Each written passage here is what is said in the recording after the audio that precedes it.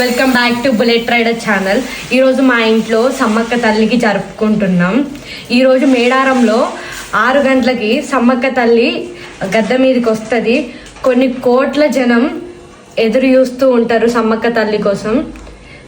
మొదటి రోజున తల్లి సారలమ్మను తెచ్చి గద్దె మీదను నిలిపి కొలుసుకుంటారు తల్లి. చూడ చక్కని రూపం 2 కంటుల నిండా నిలుపుకుంటాము తల్లి.